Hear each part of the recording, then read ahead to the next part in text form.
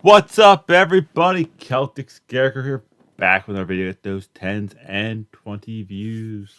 And happy Memorial Day. I know I'm a day late because I post videos on Tuesday. Today, we're going to be reacting to Movie Flames video, Dear HBO, top 15 things we want from the Harry Potter reboot. Sincerely, Potterheads. But before we get to that, I have probably one of the best quotes from the Kavanaugh brothers, who just won a national championship in men's lacrosse for the University of Notre Dame. You know, I root for Notre Dame. So listen to this because it is great. It's short. Then we'll get to the real video. First question is, how did you play with that leg? Yeah, honestly, I've been waiting too long for this game. 60 minutes for the rest of my life. I got a lot of support from my family, my coaches, my medical staff, and Liam Entenmann actually sent me a text message last night about Mike Day, who's a soldier who took about 20 bullet shots and a grenade and still got up and killed two of his enemies. And Liam said, if this guy can do this, you could play through a little hamstring injury. So I said that was all the motivation I needed. Thank you, Liam, for sending me that text. It's Memorial Day. Couldn't be prouder to get this done on Memorial Day. Thank you to our troops. This is just unbelievable. It's so surreal. My first question. That is by far how you answer a question. You know, like, you play on Memorial Day. If you're a lacrosse fan, that's like today. That is the day you want to be playing on, because pro lacrosse hasn't not taken off in America. Like, I'm shocked it does. High scoring, you hit, high skilled. It's a great summer sport. If you never watched lacrosse, watch lacrosse. But enough of that. Let's get to the 15 things Potterhead want in the Harry Potter reboot. There are things I want. First of all, I do not want race swap characters. Main characters. No, we know what Harry, Ron, Hermione, the Weasley family, Malfoy. We know what the main characters look like. We pretty much know what every character looks like. Minor background characters that I aimlessly want to own school, go nuts with whatever you want to put in there. Like, things like I would change is, in the books, Ron is a lot taller than the Weasley twins. That's one. Like, that's a lot more Quidditch. A lot more Quidditch. And more Fred Joe's, like, kind of off-the-wall humor, because they missed a lot of it. Of course, let's see what Movie Flame has to say. Dear HBO Max, as a massive Harry Potter fan, and as someone who has dedicated their entire career to this amazing series. You work for Movie Flames, you're not the Carlin brothers. But go on. These are the top 15 things I want to see in the Harry Potter reboot. Harry with green eyes. Ranked from the least important to the most important. Before we get into it, speaking to you, my viewers on YouTube, if you like this video, hit that like button. It will greatly help the channel with the algorithm. And if you like what you see, hit that subscribe button, and you can also follow me on my... Never let's get the last one. Yeah, like and subscribe to them and me. 15, nice. Get the eye colors right. In the books, how? Let's get into the video. Number 15, get the eye colors right. In the books, Harry's eyes... That should have been a lot higher than 15, because that's like the key thing with, like, everyone. Oh, you have your mother's eyes. It's like the one, like, driving point that's constantly said to him. Were green, and he was always told that he had his mother's eyes. That's a constant throughout the series, both in the books and in the films. Yeah, my mother's eyes. However, Daniel Radcliffe, who played Harry, had blue eyes, and that's totally fine. I don't care what color the eyes are. I know they tried to give him green contact lenses on the first day of shooting, but it didn't work out because Daniel didn't react well to them.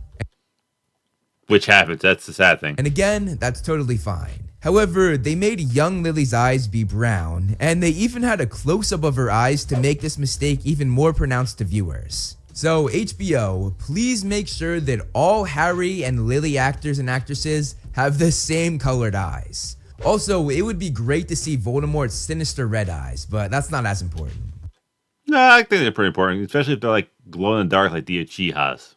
Number 14, show us the actual Quidditch World Cup game. The movies did a great job setting the Just Quidditch in general, because there's a lot of games that Harry played in that they just bypassed. World Cup up, but after all that build-up, we didn't see the game. We had seen young kids play Quidditch, which was amazing, but being able to see actual professionals play would kick it into high gear. It would be like going from the original Star Wars trilogy lightsaber battles to the prequel trilogy's lightsaber battles. Okay, maybe that's not the best example because a lot of people didn't like that change, but you get my point. Seeing pro Quidditch players in action would be epic, and I would love to see Crumb do the Wronski feint.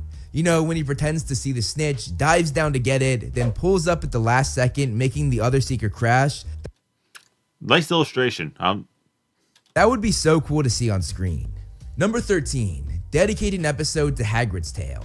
There's a chapter where Hagrid tells the trio about his days trying to recruit giants to their cause with the help of Madame Maxime. There's plenty of material for a full episode on this because they were there for several weeks. In the course of those weeks, so many things happen. They approach the giant's leader, who's known as the Gurg, and give him a gift. Then that Gurg has its head ripped off by another giant. I know, pretty gnarly, but right down your alley, HBO. You had all kinds of decapitations in Game of Thrones. And this episode would get even better, as freaking Death Eaters show up, one of which is McNair, who was supposed to execute Buckbeak, so there's some beef there with him and Hagrid. This would make one hell of an episode, HBO. Please do this.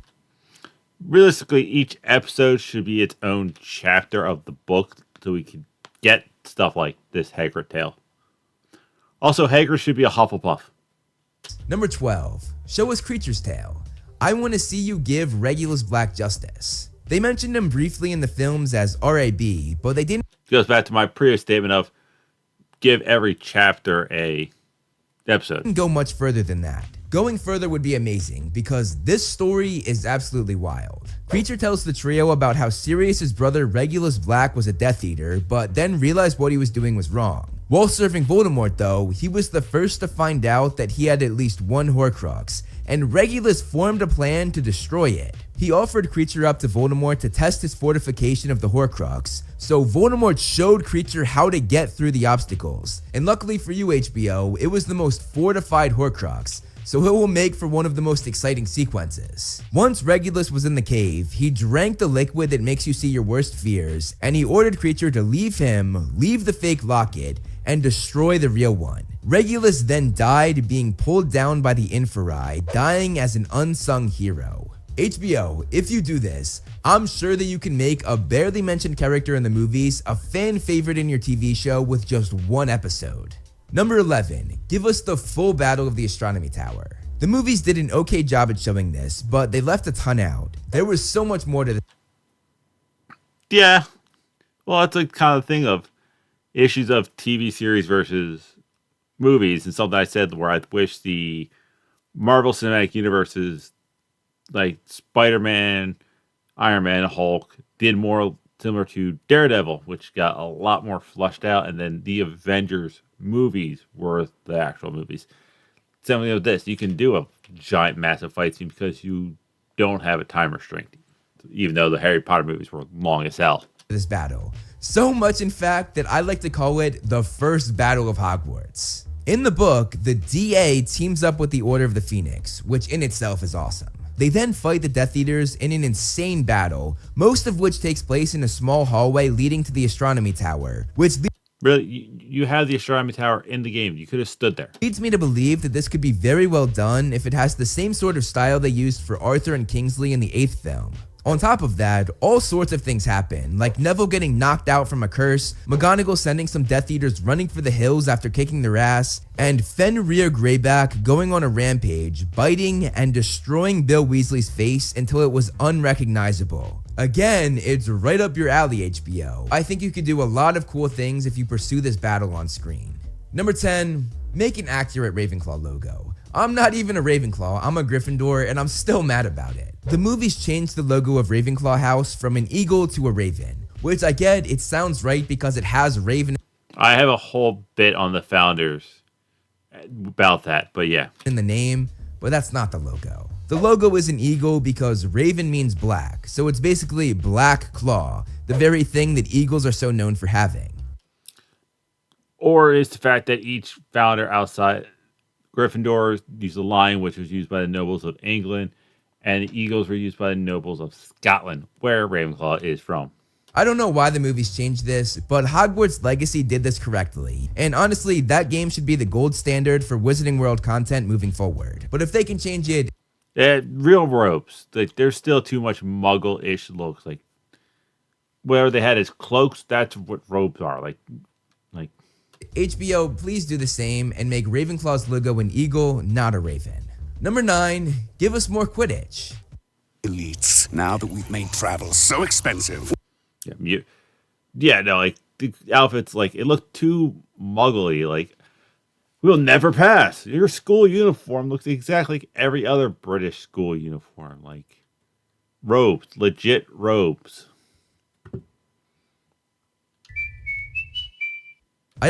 Is it weird that they just did a Ravenclaw thing in the Eagles commercial? But Already talked about the Quidditch World Cup, but I want to see more Hogwarts Quidditch. They have the potential to do 11 games that the movies didn't cover, plus the 4 games that the movies did cover. These matches include Harry facing off against Cho in the 3rd book, and also winning the Quidditch Cup in that same novel. Then Ron's entire Quidditch arc in the 5th book, as well as Gryffindor winning the cup again, and the entire season where Harry was captain in the 6th book, which we saw a bit of in the 5th. Oh, McLagan being a giant a-hole and like causing Harry to get knocked out. Oh yeah. Films, but definitely not enough, including Gryffindor winning the cup yet again. Also in the 5th book, after the Quidditch match, there's a scene where Malfoy gets his ass handed to him by Harry and Fred in a fist fight, which again is right down your alley, HBO. Also caused Harry, Fred, and George both to be kicked off the Gryffindor team. Adding in, I think, Jenny and Peaks and Perks or something like that. It's like they're the two things. But yeah, that was the whole thing they just left out and would have made Umbridge seem even more hateable. Add all the violence from the books that the movies didn't. It will be classic HBO, and it will be something that will make the show stand out from the movies. Number 8, get Grindelwald's death right. Grindelwald is now huge in the Wizarding World franchise thanks to the Fantastic Beasts films, but his whole character arc is sort of ruined because of how the 7th movie changed his brief interaction with Voldemort. They had him tell Voldemort where the Elder Wand was, basically saying, go defile Dumbledore's tomb to get it. HBO, make this scene right and have Grindelwald refuse to give in to Voldemort, both to protect the world from Voldemort having the Elder Wand, and also to make sure Dumbledore's body stays at peace in his tomb. Also, Grindelwald, pretty sure he's actually still more powerful than Voldemort. He's an egomaniac. He wouldn't be like, yeah, you're supposed to be the bad guy. No. This was Grindelwald's redemption, and because he's such a big character now, make sure that redemption is known to all Harry Potter fans, not just the fans who read the book. Number 7, please give us Peeves the Poltergeist. Peeves is honestly one of the best forms of comic relief in the Harry Potter books. He deserves to be on screen. He was actually cast for the first movie, and they even shot some scenes with him, but Chris Columbus decided to cut his part because the CGI for the ghost wasn't up to his standard. Also, the guy playing Peeves was so funny, the kids couldn't keep a straight face. HBO, it's been over 20 years since then, and the CGI has improved so much. So please give us Peeves in the new series. I honestly feel like it's not Hogwarts without Peeves. His presence in the castle is needed. Also, I would love to see that scene where he salutes to Fred and George as they escape Umbridge. That's such an epic moment that I would love to see on screen. True. And also, he's the one who broke. He has a lot of like small parts where you don't realize, like, he pissed off Moaning Myrtle, which causes Harry, Ron, and Hermione to recognize her when they actually go to her bathroom. He broke the vanishing cabinet that Malfoy later fixed. So, yeah. Number 5, we need Dumbledore's backstory. At this point, the Wizarding World has pretty much gone all in on. Yeah, it really wasn't that much in the book, so I would stick to the actual book. The story with the Fantastic Beasts films, which I think was part of their downfall if I'm being honest, but nevertheless, they need to give us Dumbledore's backstory that unfolded in the Deathly Hallows. We barely got anything from the movie, just a few pages of a book and Ariana's painting with little to no explanation. Backtracking a bit though, I want to see Dumbledore's real words while in the cave, the words where he tries to protect his siblings from Grindelwald. Then I want to see an episode that dives into everything we found out about Albus's past in the 7th book. It's kind of where I would disagree.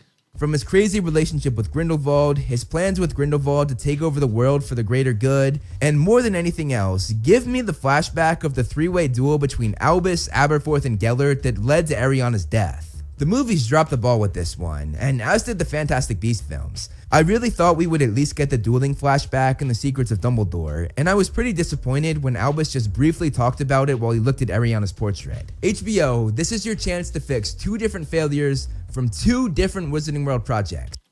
I'm mad on this one. No, I don't care. It's like it was mentioned, yes, but that would like almost make it more of a Dumbledore show than do what they couldn't do and give us Dumbledore's backstory.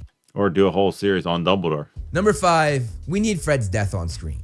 And no, not this stupid shot where he's simply being disarmed. People say that this is his death scene, but it's not. This sucks. In the books, Fred's death is the moment that made me cry more than any other moment in the series. It was just perfectly written. Fred and Percy joke around for the first time after having been at odds for the last few years. Then the wall explodes, killing Fred instantly, and the smile from Fred's last laugh with Percy is still on his lifeless face.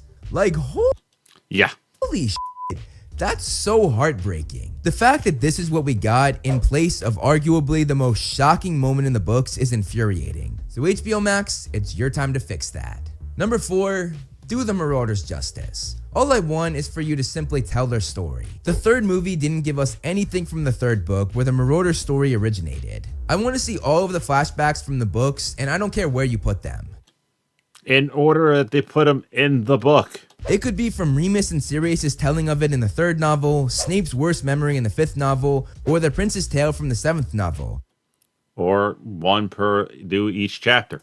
I just want the whole story from the books told before the series ends. On top of that, I think part of doing the Marauders justice is giving us the correct age of their adult counterparts. Lily and James were 21 when they died, while the movie made them like 40. That's a huge detail for me, because in the book, that makes the scene in the forest so much different, as James and Lily are only a few years older than the now grown-up Harry. It's so much more chilling to see how young they were when they died in relation to Harry's age. Yeah, and that's why, as great as Alan Rickman is, he's still too old. The Marauders, Snape should have been in his early to mid 30s throughout the entire movie.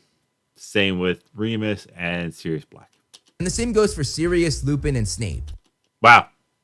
I haven't seen this before, but thank you for making the same argument. I want to see their adult counterparts be the correct age. In the books, they were in their early 30s, while in the films, Thulis was in his mid-40s, Oldman was in his 50s, and Rickman was in his 60s.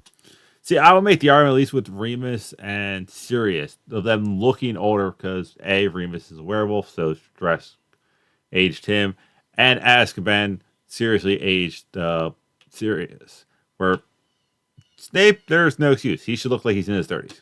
And HBO, open your ears and listen. There are many. The guy who played Kylo Ren, make him Snape. That's it. This would be a great way to differentiate the actors from the original movies to the actors in the new TV show. You're not going to be able to replace David Thewlis, Gary Oldman, and especially the late Alan Rickman. Making them younger like they were in the books is the answer to this. It's sort of like how the Amazing Spider-Man made Aunt May and Uncle Ben way younger than they were in the Raimi Spider-Man films. Oh, so that makes more sense because it's like, you're my aunt, but you're somehow 80. Wait, what? Also, HBO, here's another tip. Make sure you pick the right actors for the younger James, Sirius, Lupin, Wormtail, Lily, and Snape. And maybe you can use them for a Marauder spin-off series. You smart. I think it's brilliant. Number 3, we need Charlie Weasley. We need all the Weasleys. Weasley is a fan favorite, and the movies left him out almost completely. There was like one small shot of him in a newspaper photo. Charlie played a role in the first book as he helped the trio get rid of Hagrid's dragon. He didn't show up, but it was his friends. The fourth book, where he officially met Harry, went to the Quidditch World Cup and brought the dragons for the first task. Fought, got slightly injured, I think his arm, and kind of poked fun of Hagrid's state. Then in the fifth book, he joined the Order of the Phoenix, though Dumbledore told him to stay in Romania where he was working with dragons. But I'm about to give you a home run idea for Season 5 HBO. You have a chance to show Charlie in his happy place. You could maybe have a scene in Romania where he gets a letter from Dumbledore with orders for the Order of the Phoenix. You could have him read it there, then cut to a long shot of the Dragon Sanctuary, maybe even having a dragon breathe fire before you cut to the next scene. Okay, yeah. I'm not big for adding things that weren't in there, but that one actually makes sense. Logic. Logic. We also need Charlie's moments in the 7th book, as he was in Bill and Fleur's wedding as Bill's best man, and he also participated in the Battle of Hogwarts, leading an army of Hogsmeade villagers into the fight alongside Slughorn. He could literally have his Jon Snow moment. So there you go, HBO. I just laid out what you should do with Charlie Weasley throughout the entire series. It's almost like they should just use the book as a script. You're welcome. Number 2, give us the real Ron and Ginny.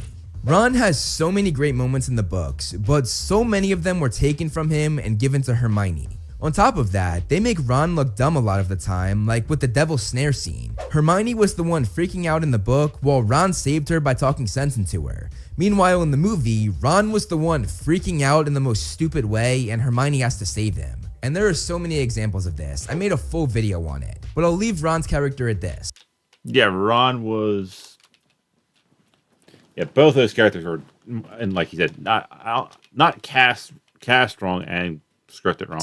HBO makes sure Ron is competent, smart, loyal, and gets all the big moments the movie took away from him. Not really smart, just... No, not an idiot. Now, as for Ginny, in the later books, Ginny was insanely cool, outgoing, sarcastic, popular, confident, and beautiful. While in the movies, she was none of that besides being pretty. Make sure you get Ginny's character right. Make her the girl that every girl wants to be, and make her the girl that every male viewer falls in love with. And for the love of God, please, please, please make sure that the actress for Ginny has chemistry with the actor for Harry, because Daniel Radcliffe and Bonnie Wright produced the most ick scenes in movie history. Dad's boy, I'm not even gonna argue there. Not you. Don't you trust me? Excuse me, I have to go and vomit.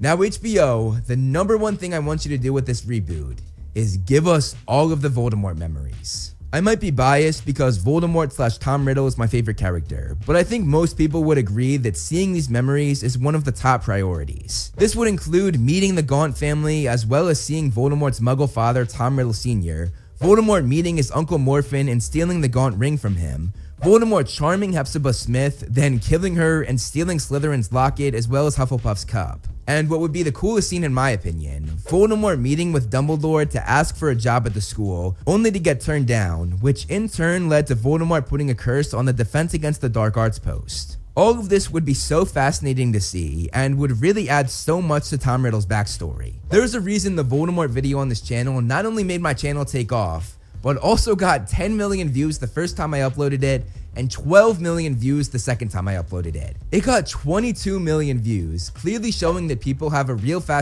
Maybe I should do a reaction to that. fascination with Voldemort. Adding these memories would add so much to the show. So please, HBO, make this and everything else I mentioned happen in the Harry Potter reboot. Sincerely, a die-hard Harry Potter fan. Thank you so much. I think more or less you just kind of stick with the books. Like, I haven't watched The Last of Us show, but people seem to really love that. If you just look at the books going, chapter 1, episode 1, chapter 2, episode 2. Yeah, the first season would kind of be pretty quick. But at the same time, it's like, you got the things you kind of mentioned was give Dobby all his moments, because Dobby has a lot of great moments that they gave the Neville. Winky never showed up. It's like Fred and George's pranks that they constantly do. And like all the stuff they did at Hogwarts to get ready to buy the shop. So yeah, it's not a bad list. I disagree with a few things, but that's it. That's all I have for you. I will see you weird people later.